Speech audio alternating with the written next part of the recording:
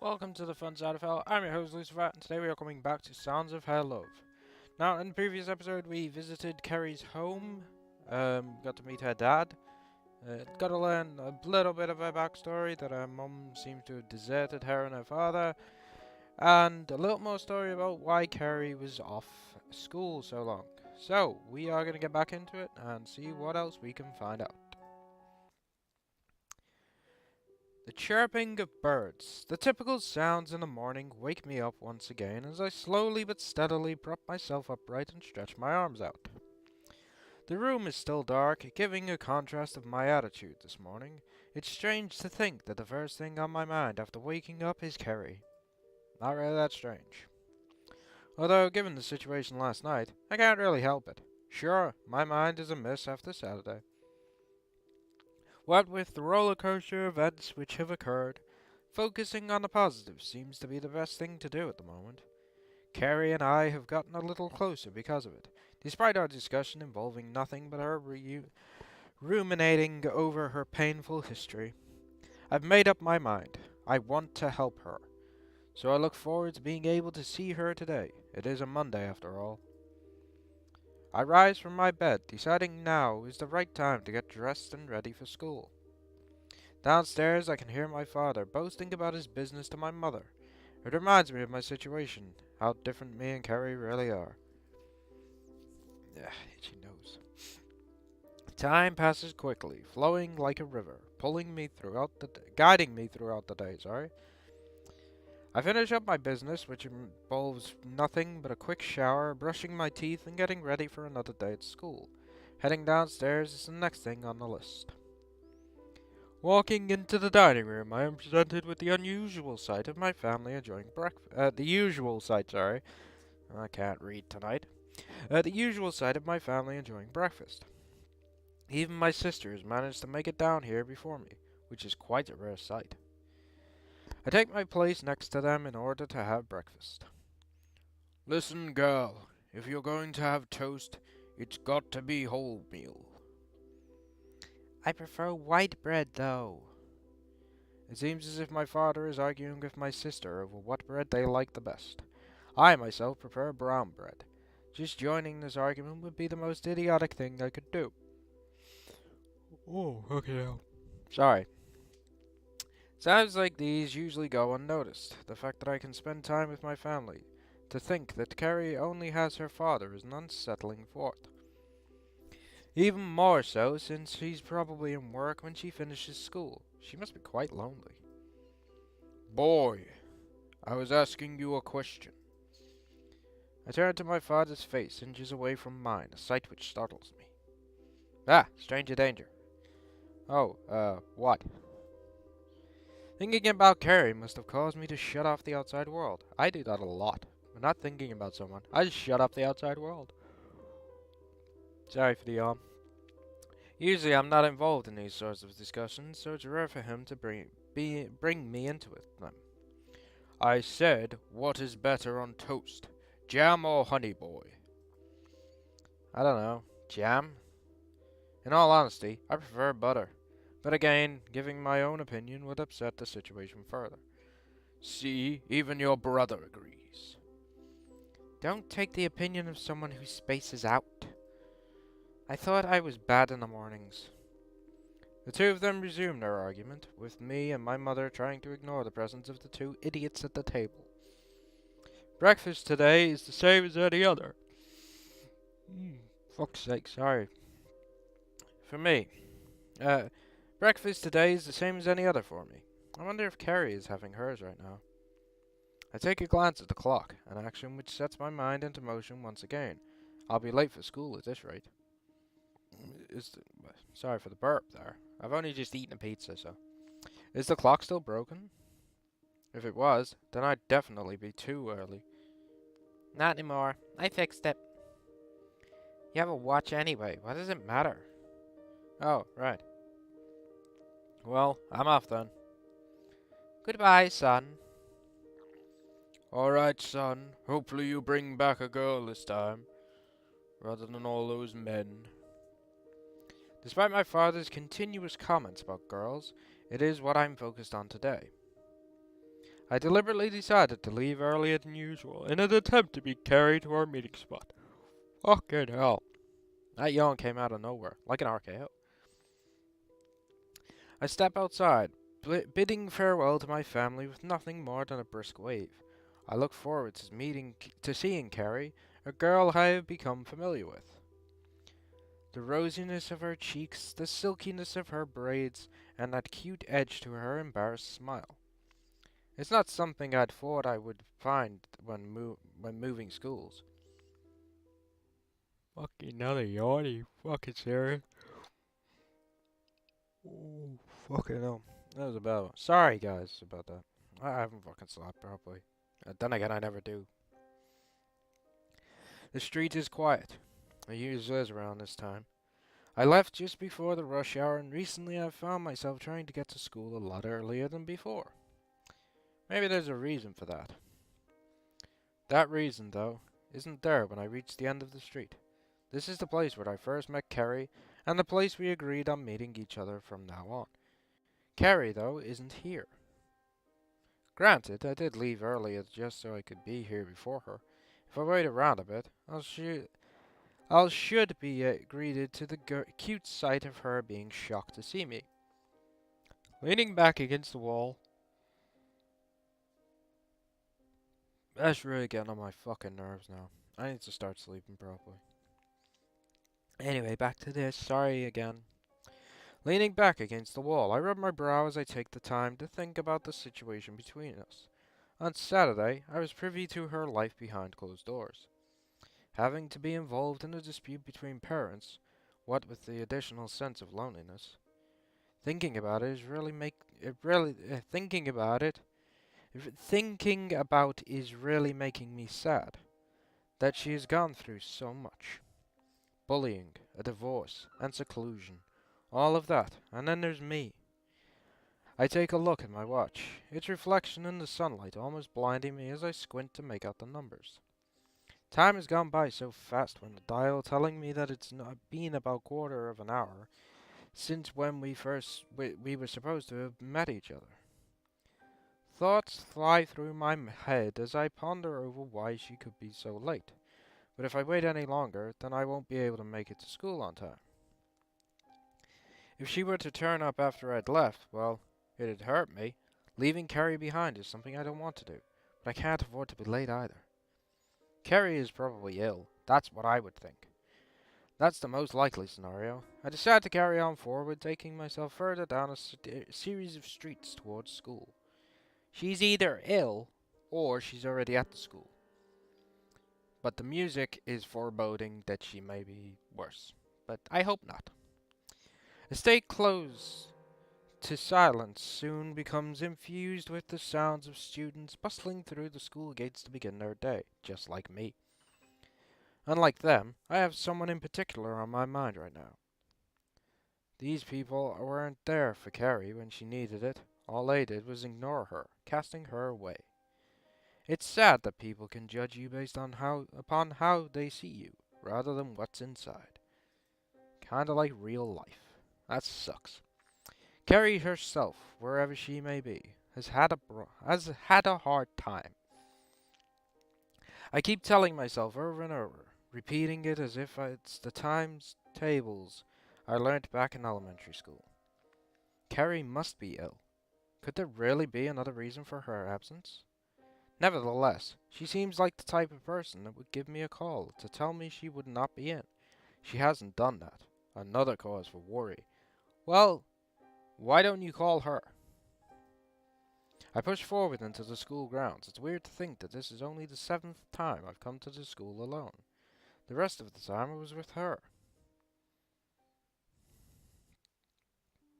Arriving in class just short of the bell, I sit down at my desk as usual.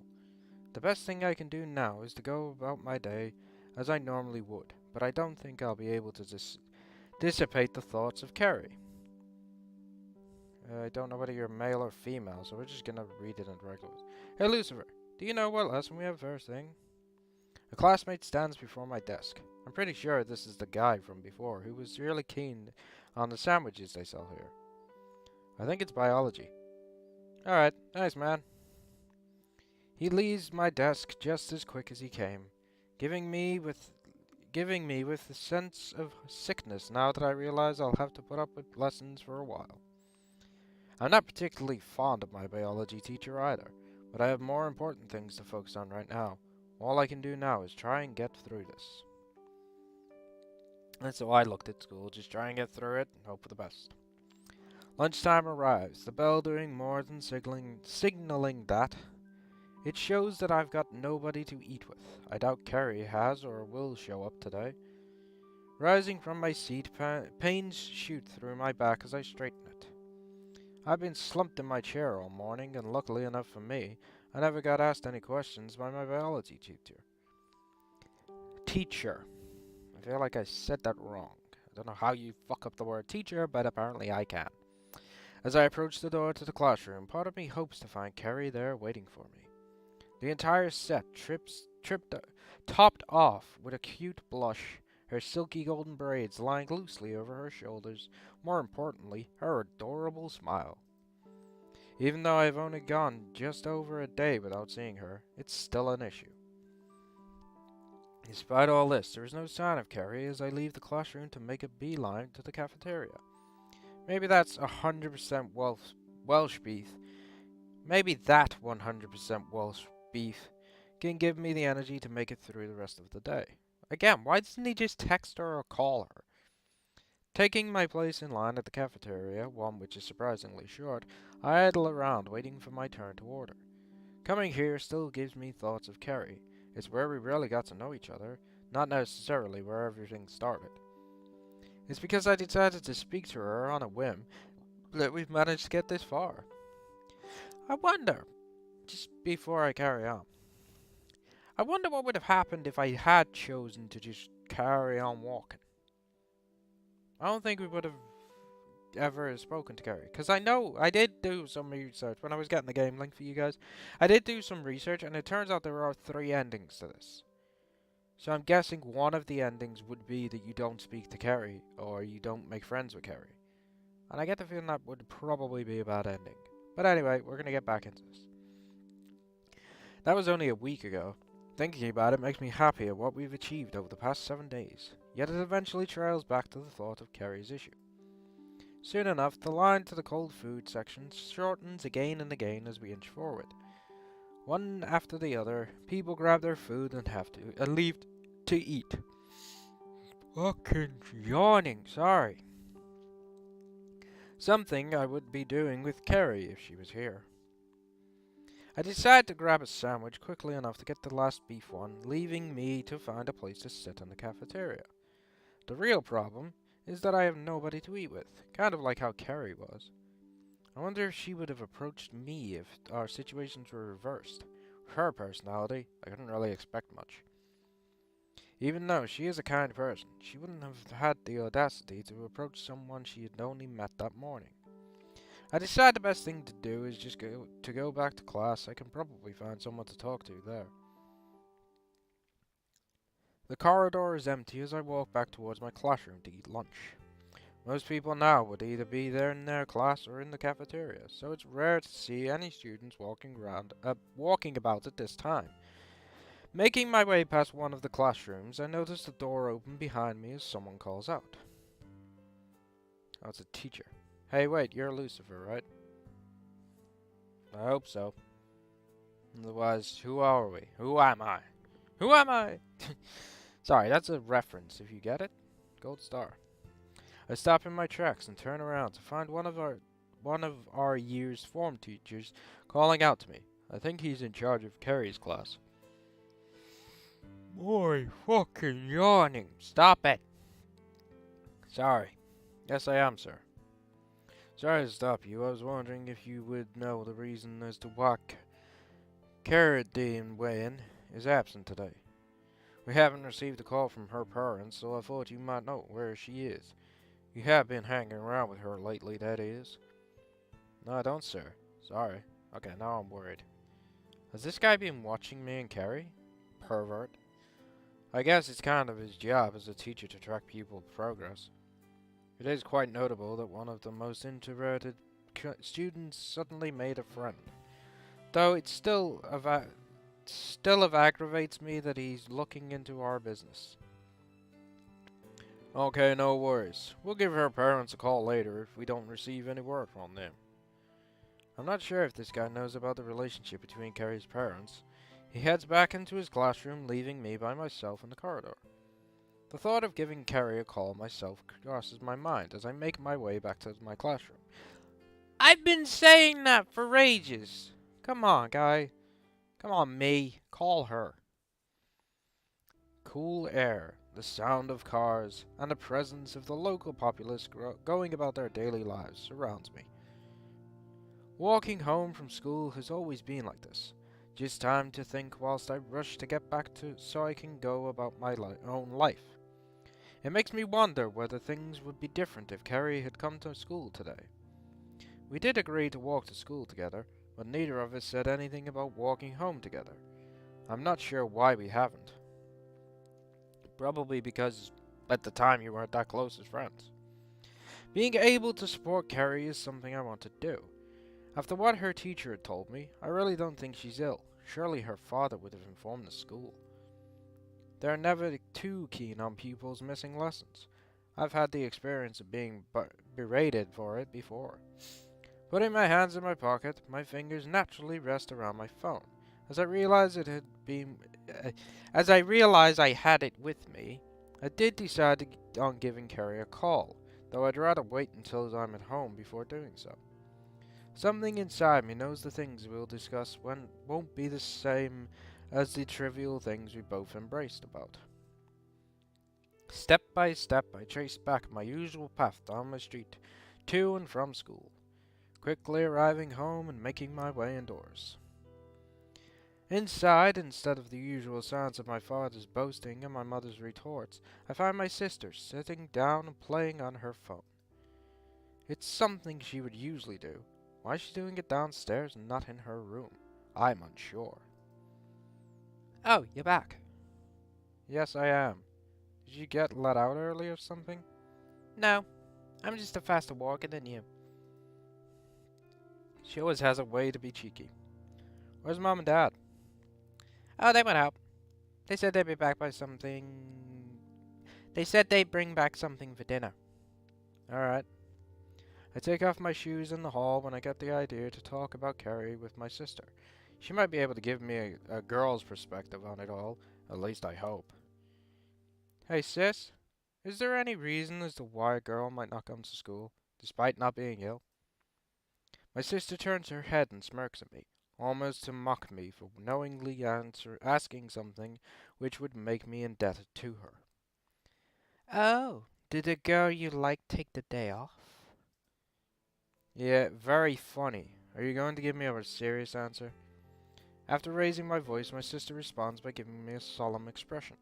I didn't mean to get loud, but right now I have more things on my mind than her jokes. Well, I wouldn't go if I didn't feel like it. That is, if I was depressed. Thank you. I'm sorry for shouting. By getting angry, I've created a sense of awkwardness between us. Doing so resulted in getting an answer from her anyway. One which isn't unreasonable given Carrie's situation. All I can do now is hope she's willing to answer my call. It's okay. Resuming whatever it is she's doing, probably playing Candy Crush, my sister takes hold of her phone, leaving me to part ways with her to head upstairs. Yeah, she's definitely playing Candy Crush. Or Plague Inc. Apparently you can play that on your phone. Before me is a room all too common, and as always all too messy. Looking around, I realize this will be the stage upon which I begin my act to be there for Carrie. Fucking yawning again. Fucking hell life. Sorry. A girl who's grown on me so much over the course of a mere 7 days. The sounds of cars resonate through the open window, causing me to look outside. I stare back at a melancholic expression. I hope that's pronounced right, I don't know. And is that really what I look like? I ask that every time I look in the mirror. The image is beyond me as I continue to listen to the melodic rhythm of people within the city going about their lives. I barely have to pronounce those words, so I don't know how to. Sorry. Here I am, hesitating to call someone who means so much to me, someone who changed me. I was under the assumption that after meeting Carrie, I was able to bring her out of her shell. She told me otherwise, but I find myself thinking about how much she has done for me, how much we've been there for each other, neither of us even realizing it. Then give her the fucking call! Come on, call her! You guys, tell me in the comments, call her.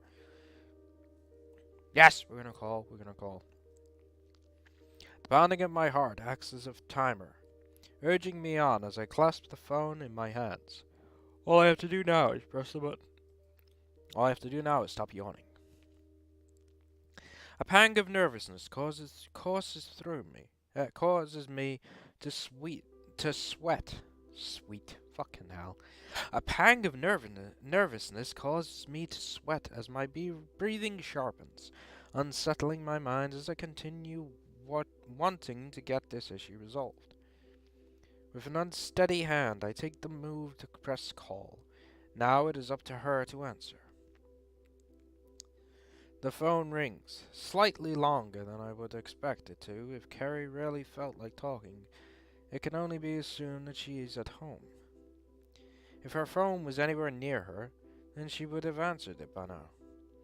The ringing stops abruptly, causing me to feel a sense of relief, which is soon washed away when someone other than Carrie answers the phone. Is it her dad? Yeah, it is. Hello? Who might this be? On the other end of the line is Carrie's father. I don't know how many parents who would answer their child's phone, but at least I can ask him about Carrie. This is Lucifer. Ah, that's right. You were over here the other day, weren't you?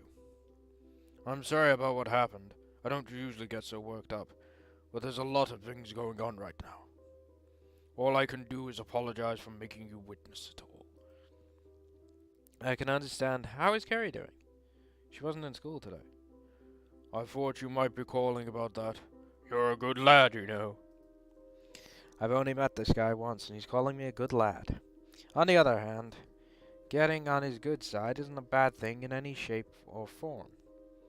Carrie is in her room at the moment. She hasn't been down in a while. That's concerning. She's locked herself in her room. No.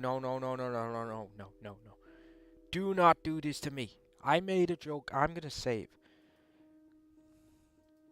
I made a joke a while back, towards the beginning. I'll tell you this before I carry on. I made a joke a while back about this, when she said, sorry about the burp there. When she said about liking literature, I made a joke about Monica from Doki Doki Literature Club. And I really hope that isn't where this is going. I hope this isn't going to take a Doki Doki Literature Club turn. Please don't. Because I can't handle that again. Okay. I think it's because she is upset about the relationship between me and my wife. Well, she won't be my wife for much longer. It's a complicated story, but I'm planning on having her killed. Did Carrie ever mention it to you? Not in any detail. She just told me to forget about her mother after Saturday. I think you deserve to know. It'll help explain what Carrie's feeling. I don't think I'm in a position to be this involved with her family issues. Really, it's odd to think It's hard to think he would this willing to tell me. Listening now, though, might make it easier to understand what Carrie is feeling. And if I want to help her, it's something I must know. Is it, though? Is it? Currently, we're going through a divorce. But that should be more than apparent. After we moved to Japan, things started to get rocky between us. My wife decided to go on holiday back to Wales, though her real intention was to get back with her ex-husband. I eventually caught wind of it after one of my friends spotted them together. She stayed there, but at the same time filed for a divorce. It's a complicated process when you're dealing with two countries. I was told yesterday that she also filed for custody of Kerry. What? Does that mean Kerry would also return to Wales? No! We can't lose Kerry! Yes. She's been upset since she doesn't want to leave. I think she has too much here that she would lose if she went back. It's not just me who she'd be away from. The reality is too hard to comprehend. A sheepish girl, faced with another challenge in her life. Having to leave behind her father and her friend in order to go back to live with a mother she has no fondness for. I knew from the beginning that I wouldn't be able to do anything. Being there for Kerry still won't change the outcome, though. I won't resist doing so. Right now, she needs someone there for her, even if it'll end up hurting both of us. If you want to speak to Kerry yourself, you're welcome to come over any time. But I'm not sure how receptive she'll be about it. It feels wrong if I don't at least try to get my voice through to her. Even if she turns me away, I just want her to know that I'm here for her. To know that, despite the pain, the people most important to her will give back everything in return. That we care for her. That I care for her. I care for her as well! You go and get your girl, bro. Do you think I'll be able to come over today? I don't see why that would be a problem. Though, like I said, I'm not sure how Kerry will react. Her reaction right now isn't staple. All that matters to me is how she is feeling, which I know is far from good. I want to reach out to her. Alright, I'll be over shortly. Goodbye. In a rush, I hang up on Mr. Airwood without giving him the chance to respond. Wasting time isn't an option. I need to get there as soon as possible. Heading downstairs, my footsteps resonate throughout the house, causing my sister to give me a bewildered look. Luckily enough, she doesn't give me an issue and goes back to using her phone to play Candy Crush. I'm gonna have a drink quick.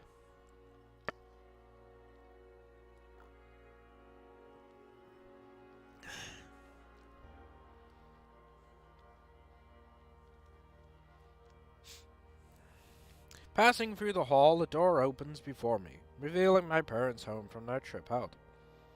I don't have time to make conversation, so I slip past them at the doorway, both of them giving me the same bewildered look as my sister did in the process. Where are you off to, son? I'm going to a girl's house.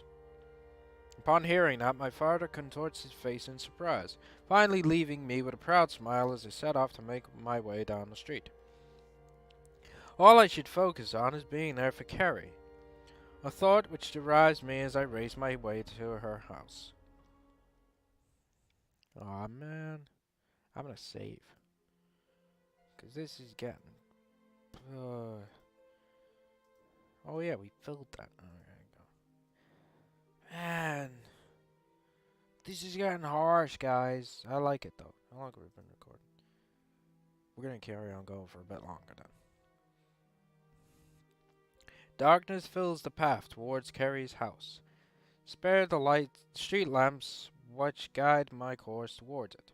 A long and winding one, in a metaphorical sense, that is. This week has proved me there are countless ups, but I guess it's time to face the downs. Knowing that Kerry is hurting makes me feel bad myself. Something which I've told myself over and over, my emotional attachment to her is a big thought. Kerry's street is short, so it's easy enough to find her house. It saves me the time of looking for it in the darkness of the ever-looming night.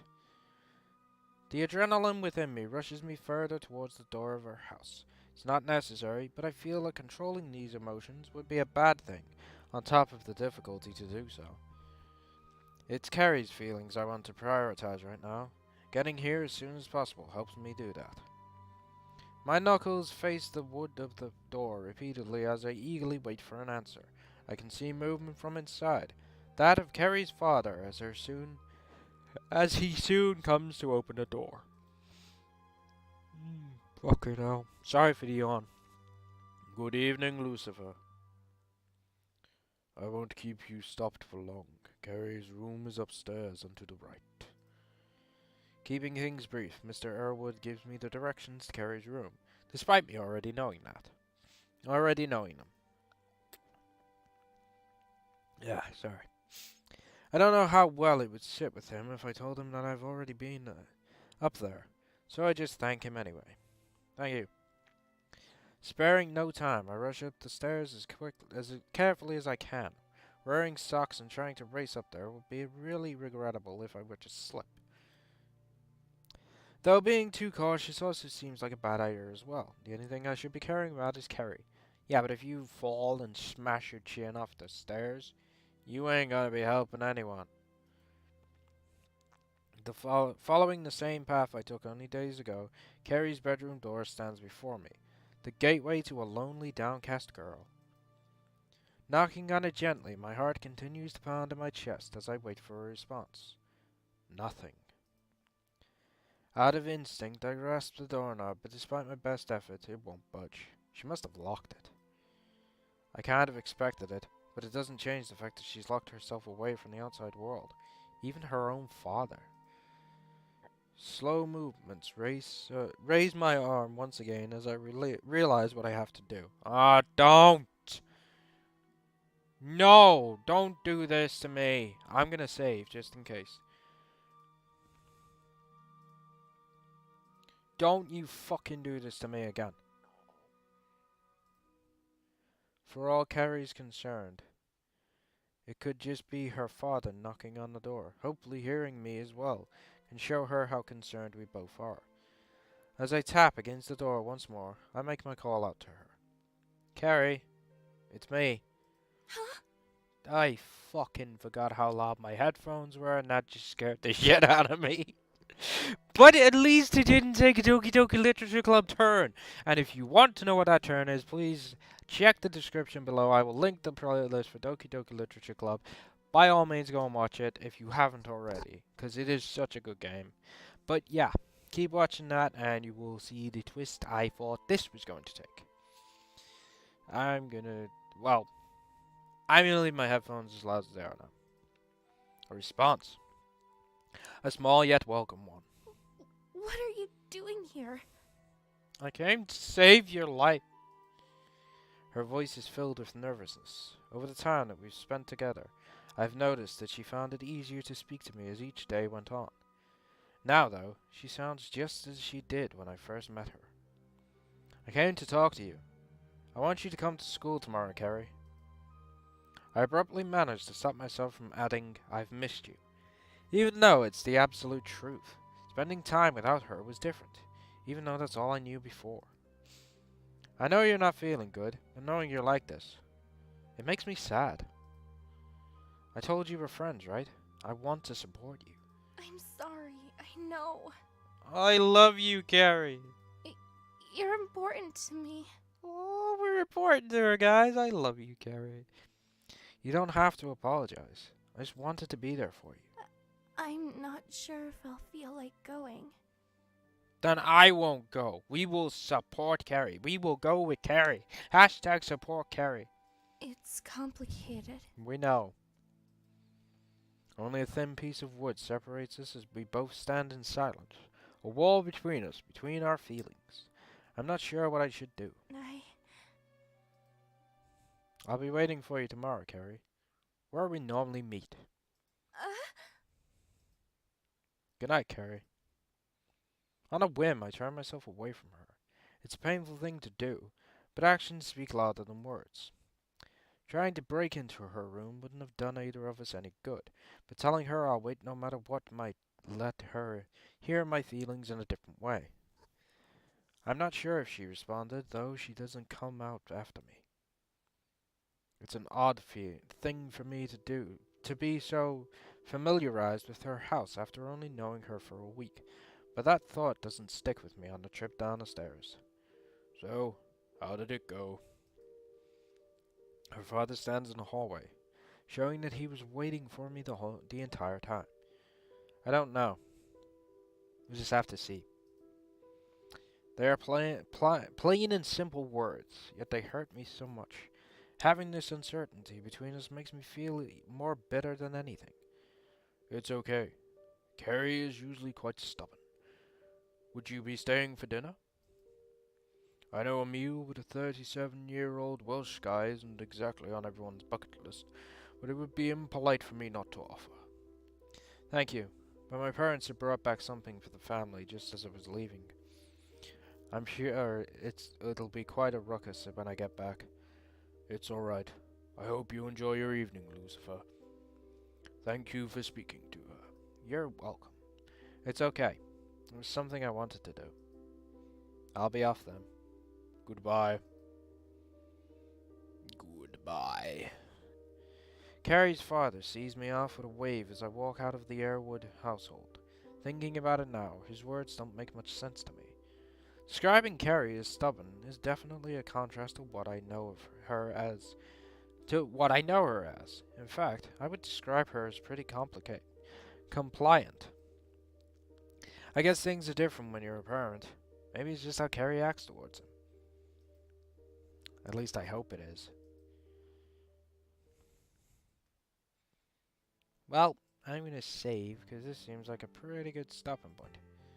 So I'm going to end this episode here, actually. Just quickly click out of it for a minute. Yeah, I'm going to end this episode here. So, wow, shit. That was really, that was really something, wasn't it? I mean, compared to the other episodes, they were all happy and bouncy. That one was kind of sad. But at least, like I said, at least it didn't do a Doki Doki Literature Club on me, which again I will link in the description below for the playlist. If you haven't seen it, by all means go and watch it if you want to. And if you liked what you saw today from this playthrough, then by all means go and sell your soul to that like button. I have been your host, Lucifer. This has been Sounds of Her Love, and I bid you all a fond farewell.